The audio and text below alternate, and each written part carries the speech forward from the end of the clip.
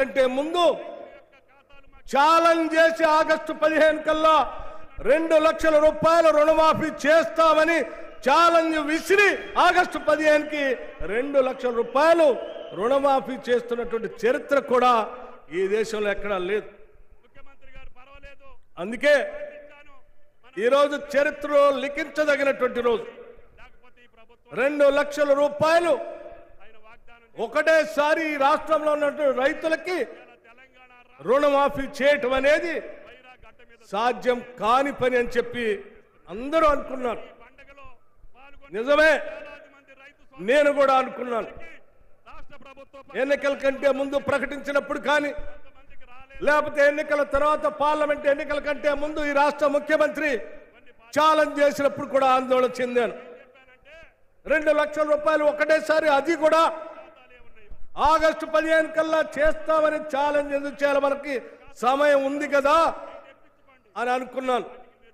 కానీ ఇచ్చిన మాట ప్రకారం మనం చేయాల్సిందే అని ఛాలెంజ్ విసిరొచ్చినటువంటి ఈ రాష్ట్ర ముఖ్యమంత్రి రేవంత్ రెడ్డి గారు ప్రభుత్వం యొక్క సంకల్పాన్ని నిజం చేసే విధంగా ఈరోజు మీ బిడ్డగా, ఈ ప్రాంతవాసిగా, ఈ వైరాలోనే రాజకీయ ఓనమాలు దిద్దినటువంటి వ్యక్తిగా, రాష్ట్ర ఉప ముఖ్యమంత్రిగా, ఆర్థిక శాఖగా నాకు ఈ అవకాశం రావటం, 2 లక్షల రూపాయలు రుణమాఫీ చేసే కార్యక్రమానికి బాధ్యత తీసుకోవటం నా అదృష్టంగా నేను భావిస్తా ఉన్నాను.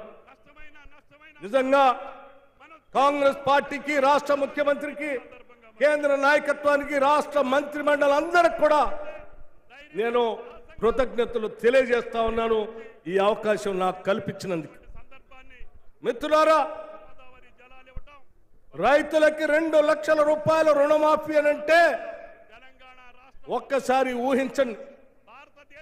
గత 10 సంవత్సరాలు కూడా 2014 నుంచి 18 వరకు 1 లక్ష రూపాయల రుణమాఫీ చేస్తా అని చెప్పినటువంటి ఆనాటి ముఖ్యమంత్రి చంద్రశేఖరరావు గారు ఆ 1 లక్ష రూపాయలు కూడా చేయలేక 4 దఫాలుగా రుణమాఫీ చేస్తే ఆ రుణమాఫీ చేసిన 4 దఫాల డబ్బులు వడ్డీకే సరిపోయింది, అసలు అలాగే మిగిలిపోయింది. 2018 నుంచి 2023 వరకు మళ్ళీ 1 లక్ష రూపాయలు చేస్తారని చెప్పిన ఆ పెద్ద మనిషి 5 సంవత్సరాలు పూర్తయినా కానీ చేయలేక చివరి రోజుల్లో ఎన్నికల కంటే ముందు కొద్దిగా అరకొరగా మొదలుపెట్టి చేతులు దులుపుకొని వెళ్ళిపోయాడు.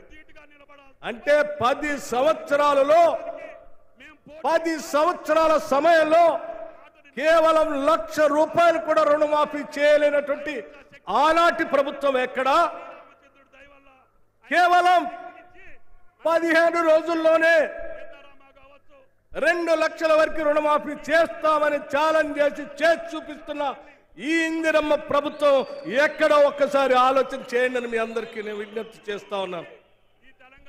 ఇది మా ప్రభుత్వం యొక్క సంకల్పం, మా అందరి ఆలోచన. ఈ రాష్ట్రంలో ఉన్నటువంటి రైతాంగ సోదరులందరూ కూడా బాగుండాలని, ఇచ్చిన మాట ప్రకారం వాళ్ళకు వెసులుబాటు కలిగించాలని, కేవలం రుణమాఫీ ఒక్కటే కాదు,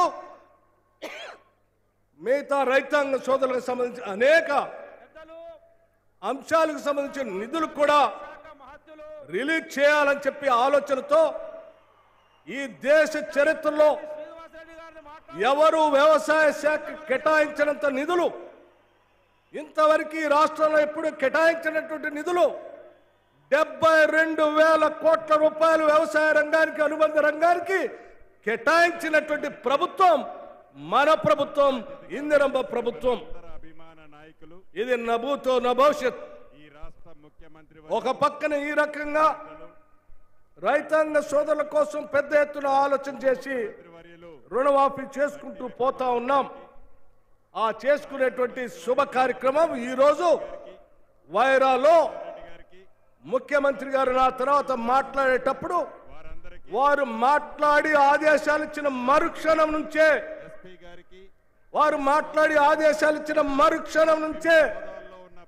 2 లక్షల రూపాయల వరకు రుణమాఫీ జరిగేటువంటి డబ్బులు ఆ అకౌంట్ లోకి వెంటనే మారిపోతాయని కూడా ఈ సందర్భంగా మీ అందరికీ మనవి చేస్తా ఉన్నాను. ఈరోజు ఆగస్టు 15 బ్యాంకుల్లోకి డబ్బు వెళ్తాది, వారు మాట్లాడి ఆదేశించిన మరుక్షణం రేపు వర్కింగ్ డే మీ అకౌంట్ లోకి డబ్బులు వచ్చి పడతాయి. ఇది ఈరోజు కాంగ్రెస్ పార్టీ ప్రభుత్వం తీసుకున్నటువంటి నిర్ణయం అని చెప్పి మీ అందరికీ సవినయంగా మనం చేస్తా ఉన్నాం. ఈ కార్యక్రమంతో పాటు మరి ఈ రోజే వారు నిన్న విదేశాలకు వెళ్ళొచ్చారు, అమెరికా వెళ్ళారు, కొరియా వెళ్ళారు. రాష్ట్ర ప్రభుత్వం నుంచి విదేశాలకు వెళ్లి రాష్ట్ర ప్రభుత్వం పెద్ద ఎత్తున వ్యవసాయ రంగంతో పాటు పారిశ్రామికం కూడా జరగాలి, పారిశ్రామికవేత్తలు ప్రపంచవ్యాప్తంగా మన రాష్ట్రానికి రావాలి అని ఆలోచన చేసి అనేక ప్రాంతాలు పర్యటన చేసి దాదాపు 36,000 కోట్ల రూపాయల్ని ముఖ్యమంత్రి రేవంత్ రెడ్డి గారు, ఇండస్ట్రీస్ మంత్రి వర్యులు శ్రీధర్ బాబు గారు ఇద్దరు కలిసి సంతకాలు చేసుకొని ఈ రాష్ట్రానికి నిన్న వచ్చారు. 36,000 కోట్ల రూపాయల పెట్టుబడులు తీసుకొని వచ్చారు. రాష్ట్ర ప్రజలందరి తరఫున వారికి మేము ప్రత్యేకంగా అభినందనలు తెలియజేస్తా ఉన్నాను. ఇటు వ్యవసాయ పరంగా అటు పారిశ్రామిక పరంగా చేయటమే కాకుండా ఇక్కడ ఉన్నటువంటి నిరుద్యోగ యువతీ యువకుల కోసం పబ్లిక్ సర్వీస్ కమిషన్ ప్రక్షాళన చేసి చెప్పినట్టుగా ఉద్యోగాల సంబంధించిన జాబ్ క్యాలెండర్ కూడా ప్రకటించి శాసనసభలో ముందుకు పోతున్నామని చెప్పి ఈ సందర్భంగా యావత్ ప్రజానికానికి ఆగస్టు 15 సందర్భంగా తెలియజేస్తా ఉన్నాం.